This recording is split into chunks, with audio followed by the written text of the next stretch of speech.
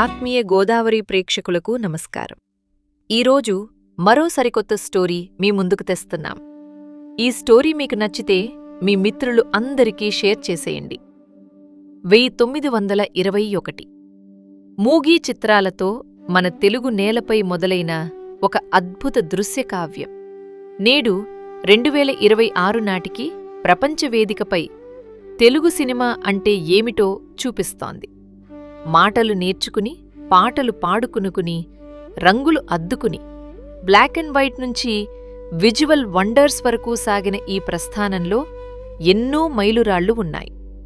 అయితే మారుతున్న కాలంతో పాటు గడిచిన ఆ మహత్తర సినీ చరిత్రను నేటితరం మర్చిపోకుండా ఉండాలని ఆచంట నియోజకవర్గం ఆచంటకు చెందిన ఒక సామాన్య సినీ అభిమాని వైట్ల కిషోర్ కుమార్ గారు ఒక అసాధారణ సాహసానికి పూనుకున్నారు. అదే 95 వసంతాల వెండితెర వైభవం అనే సినీ గ్రంథం. భారతీయ సినీ పితామహుడు దాదాసాహెబ్ ఫాల్కే, మన తెలుగు చలనచిత్ర పితామహుడు రఘుపతి వెంకయ్య నాయుడు గారి నుంచి నేటితరం వరకు తెలుగు సినిమా ఎలా రూపుదిద్దుకుంది, తొలి టాకీ సినిమా ఆలం అరా ప్రయాణం ఎలా సాగింది, మన మహానటి సావిత్రి, ఎన్టీఆర్, ఏఎన్నార్, కృష్ణ, శోభన్ బాబు వంటి దిగ్గజాల సినీ ప్రస్థానం ఎలా సాగింది అనే విషయాలను ఎంతో పరిశోధించి రచయిత ఇందులో గ్రంథస్థం చేశారు. సినీ పాత్రికేయుల సహకారంతో సినీ సాహిత్యాన్ని భావితరాలకు అందించాలనే తపనతో కిషోర్ కుమార్ గారు రూపొందించిన ఈ పుస్తకం ప్రతి తెలుగు సినిమా ప్రేమికుడి దగ్గర ఉండాల్సిన అమూల్య నిధి. గతాన్ని గౌరవిస్తూ, వర్తమానాన్ని లిఖిస్తూ తెలుగు సినిమా కీర్తిని చాటి చెప్పే ఈ ప్రయత్నానికి మనందరం అభినందనలు తెలియచేద్దాం. ఈ స్టోరీ మీకు నచ్చితే అందరికీ షేర్ చేయండి, ఛానల్ సబ్స్క్రైబ్ చేయండి, బెల్ ఐకాన్పై క్లిక్ చేసి ఛానల్ ఆల్ నోటిఫికేషన్స్ చూడండి. 35 ఏళ్ల నమ్మకం, వందలాది మంది విజేతలు. ఆచంట భవ్యభారతి విద్యానికేతన్లో అడ్మిషన్లు ప్రారంభమైనవి. ఒకే మేనేజ్మెంట్, అత్యుత్తమ బోధన. ఆంధ్రప్రదేశ్ ప్రభుత్వంచే గుర్తించబడిన మా విద్యాసంస్థలో నేడే మీ సీటును రిజర్వ్ చేసుకోండి. మరిన్ని వివరాలకు కాల్ చేయండి 9989903126. Bhavyabharati Vidyanikethan, market road, Achanta. ఆత్మీయ గోదావరి ప్రేక్షకులందరికీ నమస్కారం అండి. ఈరోజు నేను మీ ముందుకు ఇలా రావటానికి ఒక కారణం, నేను రచయితగా ఇదివరకు తెలుగు సినిమా సాహిత్యానికి సంబంధించి కొన్ని పుస్తకాలు గ్రంథస్థం చేయటం జరిగింది. కొందరు సినీ ప్రముఖుల ద్వారాను, సాహిత్యవేత్తల ద్వారాను దాన్ని విడుదల చేయటం జరిగింది.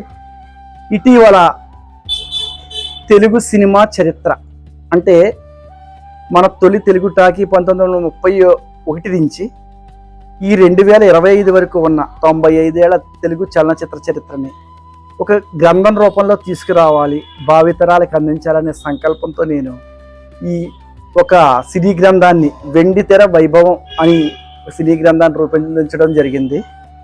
ఆ సినీ గ్రంథాన్ని ఇటీవల పొట్టి శ్రీరాములు తెలుగు విశ్వవిద్యాలయంలో vice chancellor D Muniratna Naidu గారి చేతుల మీదుగా, కొందరు సినీ ప్రముఖుల చేతుల మీదుగా అక్కడ విడుదల చేయడం జరిగిందండి. దానికి సంబంధించిన కొన్ని విషయాలను మీతో పంచుకోవటానికి నేను ఈరోజు మీ ముందుకు రావటం జరిగింది.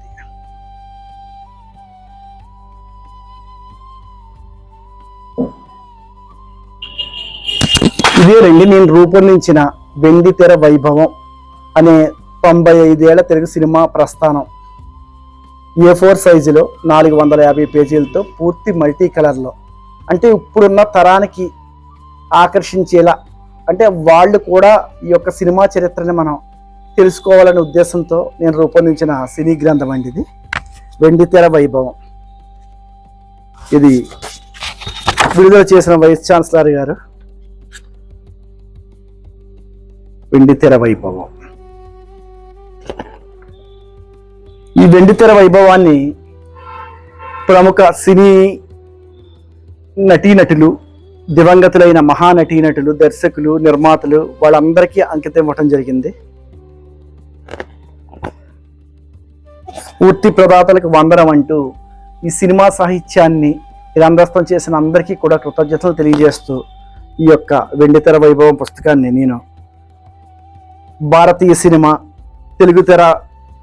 తెలుగుతెరపై ఆరంభమైన దృశ్య కావ్యం దగ్గర నుంచి తెలుగు చలనచిత్ర పితామహులు రఘుపతి వెంకయ్య గారి దగ్గర నుంచి మొదలుపెట్టి 1931లో తొలి తెలుగు సినిమా అంటే మాటలు నేర్చిన తెలుగు సినిమా, అంతకుముందు మూకీ చిత్రాలు వచ్చేయండి. తొలి తెలుగు చిత్రం భక్త ప్రహ్లాద, సురభి కమలాబాయ్, మునిపల్లి సుబ్బయ్య గారిది. అక్కడి నుంచి వరుసగా ఈ 95 ఏళ్ళు తెలుగు చలనచిత్ర చరిత్రలో ఎన్ని సినిమాలు వచ్చినాయి, ఏ చిత్రాలు విడుదలైనవి, ఏ సినిమా హిట్ అయింది, ఏ సినిమా అంతగా ఆడది, ఈ విషయాలన్నిటితో పాటు ఎప్పుడు ఎవరు బహుముఖ ప్రజ్ఞాశాలి భానుమతి రంగప్రవేశం 1939లో వర విక్రయం ద్వారా వచ్చారు. ఇలాంటి విషయాలన్నీ బాల అక్కినేని తెరపై కనిపించిన సంవత్సరం అంటే అక్కినేని నాగేశ్వరరావు ధర్మపత్ని సినిమా ద్వారా బాలనటుడిగా ఇచ్చిన సంవత్సరం.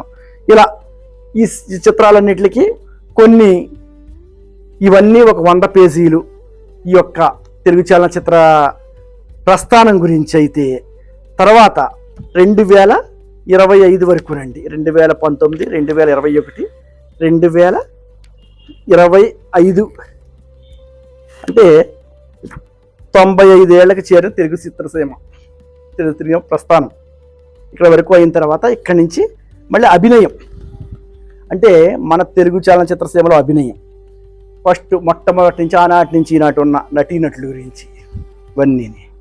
తర్వాత తొలితరం కథానాయకులు, ఇవన్నీ యాక్టర్స్ అయితే, ఇవన్నీ యాక్టర్స్ సంబంధించినవి అయితే.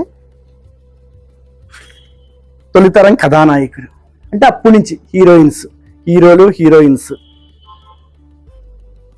ఎస్ వరలక్ష్మి గారు, అంజలీదేవి గారు, వీటి దగ్గర నుంచి జమున గారు, కృష్ణకుమారి గారు, వీళ్ళందరూ మహానటి సావిత్రి గారు, ఇటువంటి వీళ్ళ దగ్గర నుంచి ఇంకో క్యారెక్టర్ యాక్టర్స్ వీళ్ళందరూ హీరోయిన్లు అయితే వీళ్ళ క్యారెక్టర్ సూర్యకాంత గారు, ఛాయాదేవి గారు, ధూళిపాడ, ఇవన్నీ వచ్చిన తర్వాత లత, అనిత, దీప వీళ్ళందరూ కొత్త సినిమా మధ్య సినిమా అంటే వర్ణయుగం స్టార్ట్ అయిన తర్వాత మాధవి, పటాఫట్ జయలక్ష్మి, రాజ్యలక్ష్మి, శ్రీప్రియ దగ్గర నుంచి, అన్నపూర్ణమ్మ దగ్గర నుంచి ఈ కొత్త యాక్టర్స్.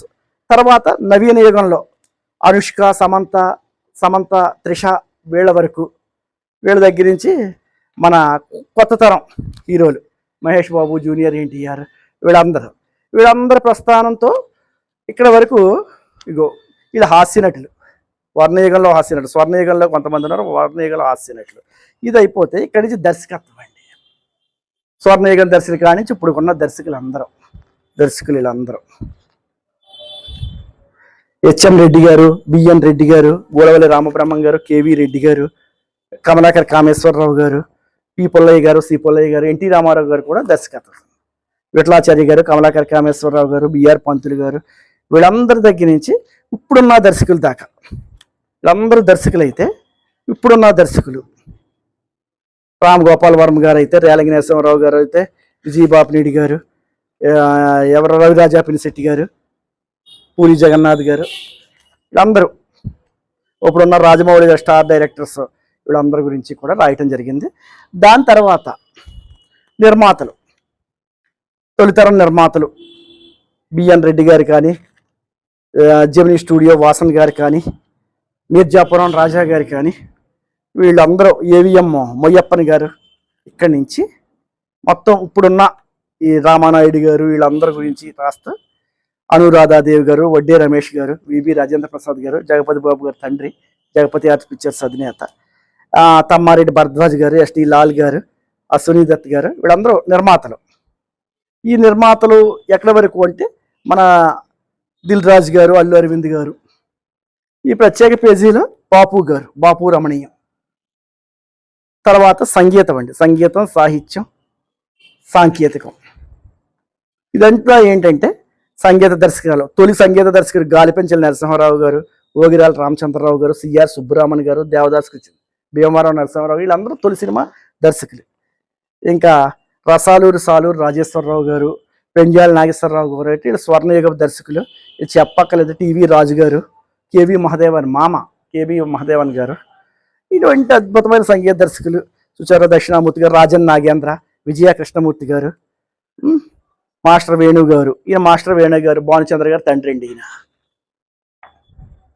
ఎస్పి కోదండపాణి గారు, చల్లపిల్ల సత్యం గారు, జేవి రాఘవులు గారు, వీళ్ళందరి గురించి అయిపోయి బప్పిలహరి, వీళ్ళందరి వరకు ఇప్పుడున్న సంగీత దర్శకులు ఎంకే రవాణి గారు అయితే ఎస్ఏ రాజ్ కుమార్ గారు, వందే మాత శ్రీనివాస్ గారు, వీళ్ళందరూ. తర్వాత సాహిత్యం వచ్చింది. సాహిత్యం వస్తే తొలి సాహిత్యం మనకి చందాల కేశవదాస్ గారు అండి. తొలి సినిమా భక్త ప్రహ్లాద్కి సాహిత్యాన్ని అందించిన, రచనను అందించిన చందాల కేశవదాస్ గారు. తాపి ధర్మారావు గారు, చరిత్ర ప్రసిద్ధి చెందిన వ్యక్తులు దైతా గోపాలం గారు, బలిజేపల్లి లక్ష్మీకాంత కవి, అంటే గొప్ప గొప్ప వ్యక్తులు వీళ్ళందరూనండి. కొసరాజు రాఘవే చౌదరి గారు, వెంపటి సదాశివ బ్రహ్మం గారు, చాలా ప్రసిద్ధి. వెంపటి సదాశివ, సముద్రాలు జూనియర్ గారు, సముద్రాలు సీనియర్ గారు, అంటే రామానుజాచార్య రాఘవాచార్య అంటారు కదా వాళ్ళు. దేవుడిపల్లి కృష్ణ శాస్త్రి, మల్లాది రామకృష్ణ శాస్త్రి, డాక్టర్ సినారే శ్రీశ్రీ గారు, మనసు కవి ఆత్రేయ గారు, పెంగళి గారు, ఆరుద్ర ఈయన దాశరథి, తెలంగాణ దాశరథి కవి, వేటూరి, సిరివెన్నెల, భువనచంద్ర, విజన్నవిత్తుల, ఇక్కడ గొల్లపూడి మారుతీరావు గారు, తనికెల భరణి గారు, బుర్రా సాయి మాధవ్ గారు దాకా. తర్వాత రచయితలు, ఈ రచయితలు పర్చూరి బ్రదర్స్, డివి నరసరాజు గారు ప్రఖ్యాత రచయితలండి.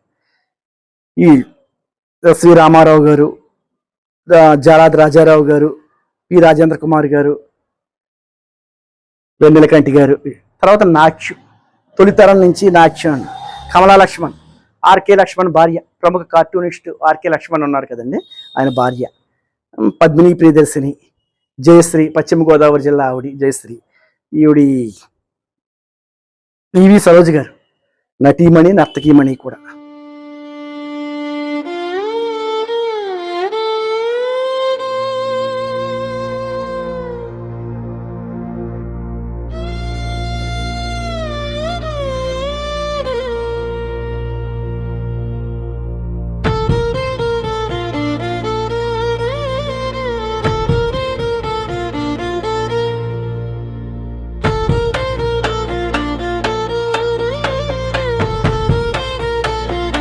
రెండో తరం వచ్చేటప్పటికి జ్యోతిలక్ష్మి, జయమాలిని, హలం,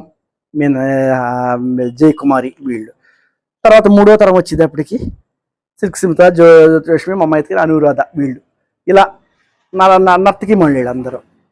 ఇక్కడ గాయనం అండి, ఘంటసాల గారి దగ్గర నుంచి ఘంటసాల గారు, పి సుశీల గారు, జానకి, జిక్కి, లీల, ఎల్లారీశ్వరి, వసంత, కోమల,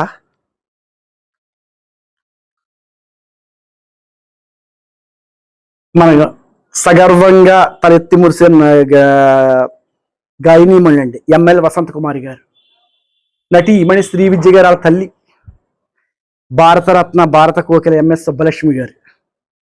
స్వర్ణలత గారు, కె రాణి గారు, ఎల్లారీశ్వరి గారు, జమునారాణి గారు, స్వర్ణలత, కోమల, ఎస్పి బాలసుబ్రహ్మణ్యం గారు, వి రామకృష్ణ గారు, జేజేసుదాస్ గారు, పివి శ్రీనివాస్ గారు, ఏఎం రాజా గారు,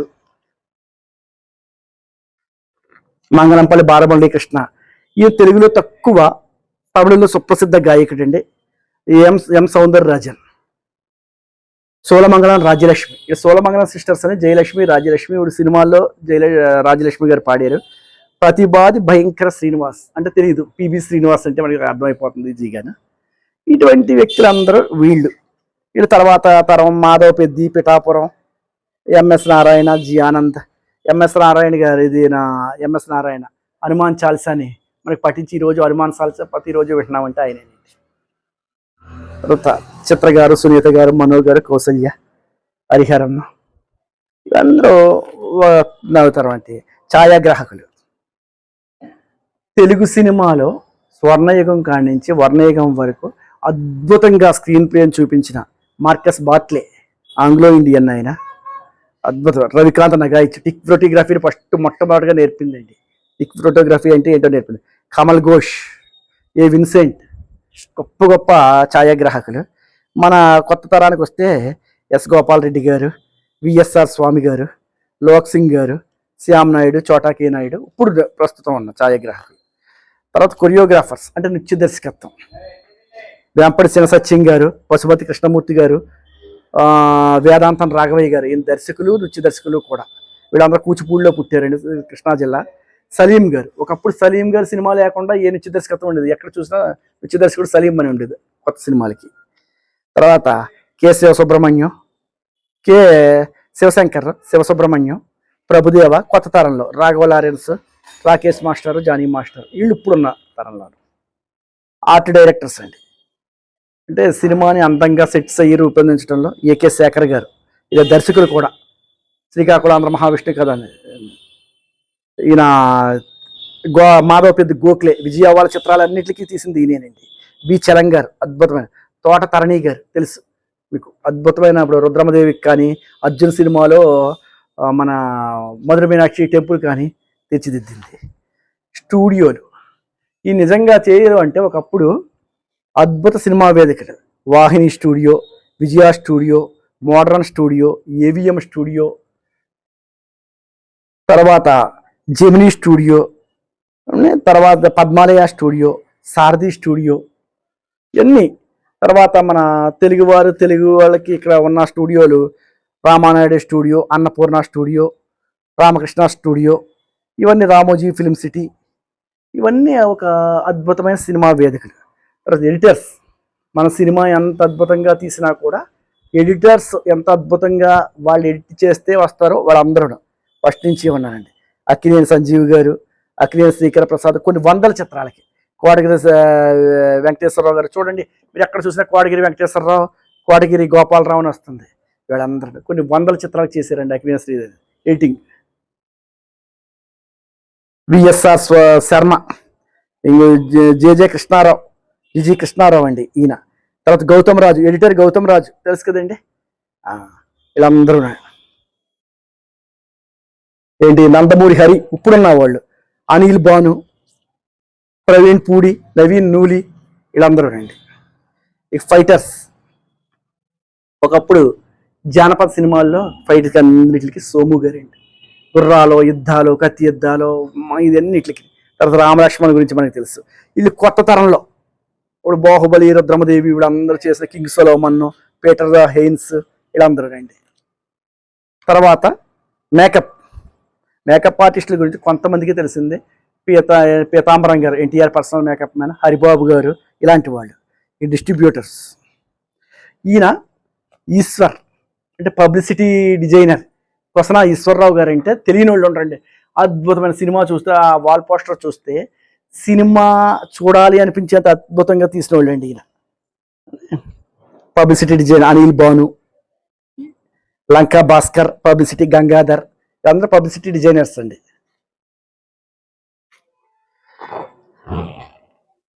ఈయన పీతాంబరం గారు, పూర్ణ మంగరాజ్ గారు డిస్ట్రిబ్యూటర్. తెలుగు చలనచిత్ర ఫస్ట్ డిస్ట్రిబ్యూటర్స్. తర్వాత చాలా మంది వచ్చారు, నైజాంకి ఒకళ్ళు, మైసూర్కి ఒకళ్ళు, ఉషా బాలా పిక్చర్స్, వాళ్ళు రామానాయుడు సంస్థ ద్వారా కొంతమంది, ఎన్ఐటి సంస్థ ద్వారా, విజయ పిక్చర్స్ ద్వారా కొంతమంది వచ్చి, పూర్ణ మంగరాజు గారు అండి. మేకప్ మ్యాన్ మాధవరావు గారు, ఇదంతా సాంకేతిక నిపుణులు. ఇక్కడ వరకు అంటే వీళ్ళే అని కాదండి, ఇంకా అద్భుతమైన ఎంతో మంది, ఎంతో కొన్ని వందలు.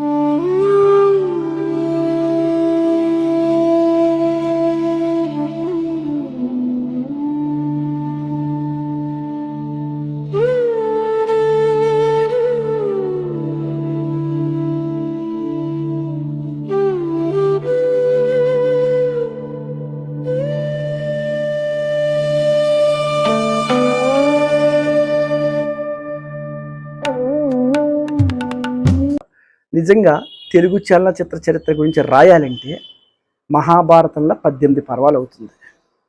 ఇలాంటి పుస్తకాలు 18 అవుతాయి సంపూర్ణంగా, విపులంగా, ఎవరిని మర్చిపోకుండా రాయాలంటే. అంత రాస్తే కనీసం దాన్ని తిరగేసి వాళ్ళు ఇప్పుడున్న జనరేషన్లో లేరు కాబట్టి దాన్ని సంక్షిప్తంగానే అందించి రాబోయే తరాలకి ఇది ఒక మార్గదర్శకంగా ఉండాలనే ఉద్దేశంతో నేను కూర్చుంది. తర్వాత ఇవన్నీ నేషనల్ అవార్డు వచ్చిన సినిమాల గురించి, నేషనల్ అవార్డు పిక్చర్స్ ఇవన్నీ. తర్వాత నంది అవార్డ్స్ అండి. మాకు 1964లో డాక్టర్ చక్రవర్తి తొలిసారి నంది అవార్డు వచ్చింది. తర్వాత కృష్ణ పాండవి కథానాయకుడు, ఇలా వరుసగా నంది అవార్డ్స్ అండి. నంది అవార్డ్స్ పొందిన చిత్రాలు ఎప్పుడు 2020 దాకా ఎన్ని నంది అవార్డ్స్ అండి. తర్వాత నంది అవార్డ్స్ పొందిన నటీనటులు ఎవరికి నంది అవార్డ్స్ వచ్చింది? ఉత్తమ నటుడు, ఉత్తమ దర్శకుడు, ఉత్తమ ఇగో ఒకసారి కన్నా ఎక్కువ సార్లు నంది అవార్డు పొందిన కథానాయకులు: జయసుధ గారికి 5 సార్లు వచ్చింది, విజయశాంతి గారికి 4 సార్లు, సౌందర్య గారికి 3 సార్లు, లక్ష్మి గారికి 2 సార్లు, ఆమని గారికి 2 సార్లు, లయ గారికి 2 సార్లు. ఇలా నంది పురస్కారాలు పొందిన దర్శకులు వీళ్ళందరూ. నంది పురస్కారాలు పొందిన గాయనీమణులు, గాయకులు, గాయనీమణులు వీళ్ళందరూ కూడా ఏ పాటకి వచ్చింది సాహిత్యానికి అట్లతో సహా ఇవన్నీ అంటే ఇవి అయితే మన దాదాసాహెబ్ ఫాల్కే అవార్డు, దేశంలోనే అత్యున్నత పురస్కారం దాదాసాహెబ్ ఫాల్కే అవార్డు. ఎందుకంటే మన తెలుగుకి అయితే ఎవరు? రఘుపతి వెంకయ్య గారు ఆద్యుడు, అలాగే దాదాసాహెబ్ ఫాల్కే భారతీయ సినిమాకి ఆద్యుడు, ఆయన పేరు మీద ఇచ్చేది.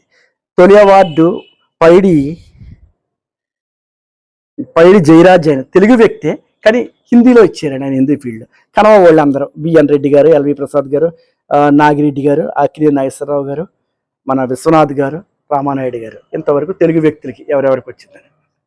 ఇవి అయితే నా ఇతర రచనలండి, నేను ఇంతకుముందు చేసినవి అవన్నీ. జానకి కృష్ణకుమారి గారి జీవిత చరిత్ర చిత్రకథ. ఇది కేఆర్ విజయ్ గారు, జగదేక సౌందర్య నిలయ, దక్షిణ భారత నటీమణి, అమ్మవారి పాత్రలో ప్రసిద్ధి చెందిన కేఆర్ విజయ్ గారిది. ఇది సరోజాదేవి గారు అండి, దక్షిణ భారతంలో తొలి సూపర్ స్టార్ సరోజాదేవి గారు. కన్నడ కస్తూరి, తెలుగు వాళ్ళకి అందరికీ బి సరోజగా పరిచయమైన సరోజాదేవి గారి చరిత్ర. ఇది విప్లవ నాయకి, భారతదేశంలోనే ఒక ఉక్కు మహిళగా పేరుంది. ద్రవిడ సామ్రాజ్య మహారాణిగా 30 ఏళ్ళు పరిపాలించిన జయలలిత గారి జీవిత చరిత్ర. ఇదైతే చారిత్రక చిత్ర వైభవం. అంటే తెలుగులో వచ్చిన చరిత్ర మనకి ఒక 7-8 వేల చిత్రాలు వస్తాయి ఇప్పటి వరకు. దాంట్లో మహా అయితే ఒక 50 సినిమాలు మాత్రమే చరిత్రలు వచ్చినాయండి. ఆ వచ్చిన చరిత్రలను ఒక గ్రంథస్థం చేశాను. ఇవి రంగుల కళలు, తెలుగులో వచ్చిన అప్పట్లో బ్లాక్ అండ్ వైట్ సినిమాల్లో కలర్ సన్నివేశాలు, పాటలు ఉండేవి వాటికి సంబంధించి. ఇదేమో స్వర్ణయుగంలో నటరత్నాలు, ఇది అద్భుత పౌరాణిక చిత్రాలు. ఇవన్నీ కూడా ఏర్చి కూర్చి ఈ యొక్క సినిమా గ్రంథాన్ని మీ ముందుకు తేవటానికి కారణం ఏంటంటే, ముఖ్యంగా ఒక తరాలు మారుతున్నాయి. ఈ డిజిటల్ ప్రపంచంలో యూట్యూబుల్లోనూ వీటిల్లోనూ చెప్పేది ఒక వ్యక్తి గురించో కొంతమంది గురించో చెప్తున్నారు. అలా కాకుండా సంపూర్ణంగా ఉన్న, కనీసం సంక్షిప్తంగా రేపు రాబోయే తరం వాళ్ళు మన తెలుగు సినిమా అంటే ఏంటి అని తెలిస్తే ఒక పుస్తకం ద్వారా కనీసం ఈ పుస్తకాన్ని తిరిగేస్తే, ఓహో మన తెలుగు సినిమా చరిత్ర ఇది, పలానా రోజు ప్రారంభమైంది, పలానా వరకు ప్రస్థానం జరిగింది అని దగ్గర శతవార్షికోత్సవం జరుపుకోబోతున్న తరుణంలో ఇంకొక 5 సంవత్సరాలు ఉంటే ఇంకా 4 సంవత్సరాల్లో 100 సంవత్సరాలు పూర్తి చేసుకుంటాం తెలుగు సినిమా. ఈలోగా ఈ ఒక్క చరిత్రని ఒక గ్రంథస్థం చేసి ప్రజల ముందుకు తేవాలి. చరిత్రలో ఇది కూడా ఒక ఆధారంగా, ఎందుకంటే పూర్వంలో మన కవులు కావ్యాలు రాసిన వాళ్ళు, ఒక చరిత్రలో యాత్రికులు ఒక విజయనగర సామ్రాజ్యం గురించో, లేకపోతే ఒక కాకతీయ సామ్రాజ్యం గురించో, ఒక ఢిల్లీ సింహాసనం గురించో వాళ్ళు రాస్తేనే ఈరోజు మనకు తెలిసినవి. ఎంత డిజిటల్ యుగం అన్నా కొంత చెరిగిపోతూ ఉంటుంది. ఒక పుస్తక రూపంలో తెచ్చిన, ఒకప్పుడు రాగిరేకుల మీద చిత్రించే ఏ తాళపత్ర గ్రంథాల నుంచి రాగిరేకులు వచ్చినాయి, తర్వాత శిలాశాసనాలు వచ్చినాయి. వీటిని ఎందుకంటే శాశ్వతంగా ఆ శిలాశాసనాల ద్వారానే ఇప్పుడు మన చరిత్రను కొంత తెలుసుకోగలుగుతున్నాం. అలాగే ఒక ఆధారం అంటూ ఉండాలి. కాబట్టి రాబోయే తరానికి కనీసం మన తెలుగు సినిమా గొప్పతనాన్ని, తెలుగు సినిమా వైభవాన్ని తెలుసుకుంటారనే ఉద్దేశంతో నేను చేసిన ఒక చిరు ప్రయత్నం అండి ఇది. ఈరోజు నేను ముఖ్యంగా మీకు తెలియపరిచేది ఏంటంటే, నేను గోదావరి తీరంలో ఒక సామాన్యమైన ఒక కుటుంబంలో, ఒక రైతు కుటుంబంలో పుట్టిన వ్యక్తిని. నిజం చెప్పాలంటే ఒక పల్లెటూరులో ఉన్నట్టే. నాకు సంబంధించిన వ్యక్తులు కానీ, నేను కానీ ఎవరు కూడా సినీ పరిశ్రమతో సంబంధం లేదండి. ఎక్కడా కూడా నాకు ఆ అవకాశం లేదు. కాబట్టి అయినా కూడా వాటి మీద నాకు ఇంట్రెస్ట్ కలగటానికి ముఖ్య కారణం ఏంటంటే, ఈ సినిమా అనేది ఒక పవర్ఫుల్ మాధ్యమం ఫస్ట్ నుంచి కూడా. మన ఒక సినిమాలో చూపిస్తారు, మీరు చూడండి, ఒక హీరో ఏ రకంగా డ్రెస్సింగ్ చేసుకుంటాడో సమాజంలో ప్రభావితం అవుతాయి, యువత అంతా ఆ రకం డ్రెస్సింగ్ చేస్తారు, ఏ రకంగా ఫైట్లు చేస్తారు, లేకపోతే ఒక బైకులు వాడతారు, లేకపోతే అతను ఏ విధమైన డ్యాన్స్ చేస్తారో ఆ డాన్స్ని ఇమిటేట్ చేస్తారు. అంటే ఒక పవర్ఫుల్ మాధ్యమం. ఆ పవర్ ఒక సినిమా ఒక సంఘటన గురించి ఒక సినిమాగా తీస్తే దాన్ని ఇంట్రెస్ట్గా చూస్తారు, ఒక జరిగిన కొన్ని చరిత్రల గురించి తీస్తే చాలా ఇదిగా చూస్తారు. కాబట్టి ఈ ఒక పవర్ఫుల్ మాధ్యమమైన సినిమా అంటే ప్రజల్లోకి ఒక సినిమా ద్వారా తీసుకెళ్తే ఒక మంచి సందేశం వెళ్తుంది, ఒక చాలా శక్తివంతమైన మాధ్యమం. కాబట్టి ఆ సినిమా అంటే నాకు ఒక ఇంట్రెస్ట్ కలిగిందండి. దానికి తోడు తెలుగు సినిమాకి కొన్ని ప్రత్యేకతలు ఉన్నాయి. ఏంటంటే ఇక్కడ పురాణ చిత్రాలు, పౌరాణిక చిత్రాలు తీస్తే తెలుగువారు మాత్రమే తీయగలరు అనే అద్భుతమైన పౌరాణిక చిత్రాలు మనకి ఒక మాయాబజార్ కానీ, పాండవ వనవాసం కానీ, నర్తనశాల కానీ, శ్రీకృష్ణ పాండవ ఇలాంటి అద్భుతమైన చిత్రాలు ఎన్నో వచ్చినాయి. ఇవే కాకుండా ఒక అపురూపమైన చారిత్రక చిత్రాలు కూడా మన దగ్గరికి వచ్చినాయండి మన చరిత్ర. అటువంటి ఒక అల్లూరి సీతారామరాజు కావచ్చు, ఒక బొబ్బిలి యుద్ధం కావచ్చు, ఒక తాండ్ర పాపారాయుడు కావచ్చు, ఒక చాణక్య చంద్రగుప్త కావచ్చు, అద్భుతమైన ఈ చరిత్రలో ఒక చరిత్ర చెబితే కొంతవరకే మనం చెప్పగలం, అదే సినిమా ద్వారా చూపిస్తే జనరంజకంగా చూపిస్తారు. కాబట్టి ఆ సబ్జెక్టుని ప్రజల్లోకి తీసుకెళ్లాలనే ఉద్దేశంతో ఆ నటీనటుల గొప్పతనం గురించి ఒకప్పుడు నేను కొన్ని పుస్తకాలు రాయటం జరిగిందండి. అలాగే ఇప్పుడు నేను ఇదివరకు రాసిన జయలలిత గారి జీవిత చరిత్ర అయితే ఏంటి, సరోజాదేవి గారిది అవ్వచ్చు, జానకి కృష్ణకుమార్ గారిది, ఎన్టీఆర్ గారిది అవ్వచ్చు, తర్వాత ఎవరు హీరో హీరోయిన్స్ అయితే ఇవన్నీ కలిసి ఒక పుస్తకంలో పెట్టి ఇంకా ఇతరత్ర మొత్తం సినిమా ఫీల్డ్ అంతా ఒక దానికి చేరిస్తే రాబోయే రోజుల్లో చూస్తారు అని అందరూ తెలుసుకుంటారు. అంటే నేను తెలుసుకున్న విషయాలు 10 మందికి తెలియజేయాలనే ఉద్దేశంతో నాకు ఉన్న ఇంట్రెస్ట్తో ఇది నేను చేయటం జరిగిందండి.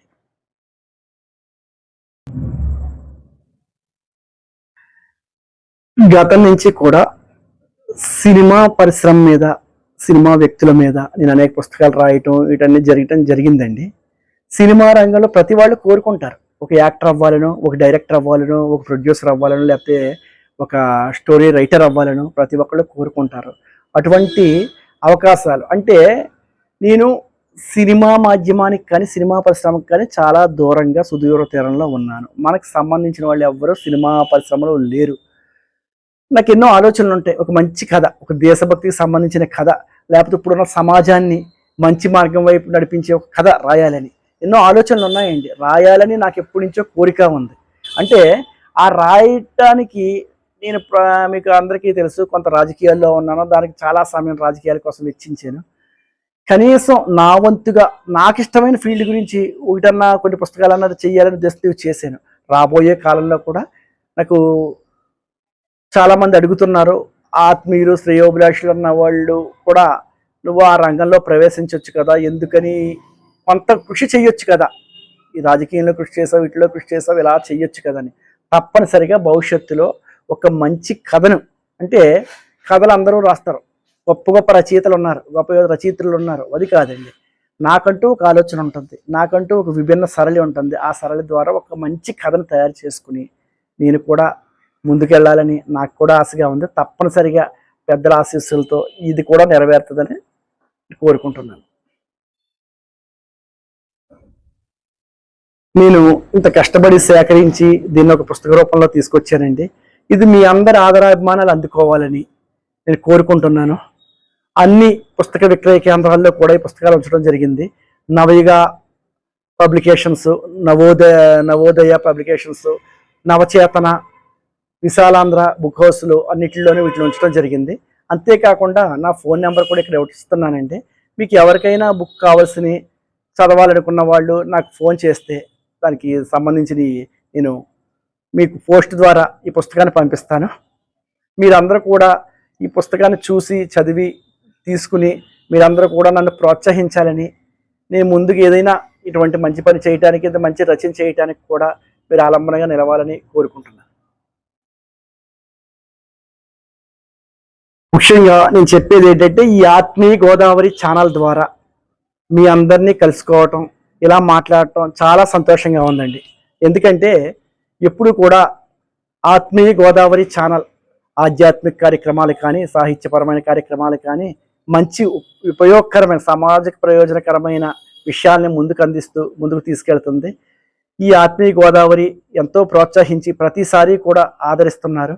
ఈ ఆత్మీయ గోదావరి ఛానల్ను ప్రతి ఒక్కరూ సబ్స్క్రైబ్ చేసుకుని చూడాలని, ముందు నాకు ఇటువంటి సహకారాన్ని అందించాలని కోరుకుంటున్నాను. ఆత్మీయ గోదావరి ఛానల్ను సబ్స్క్రైబ్ చేయండి, లైక్ చేయండి, షేర్ చేయండి.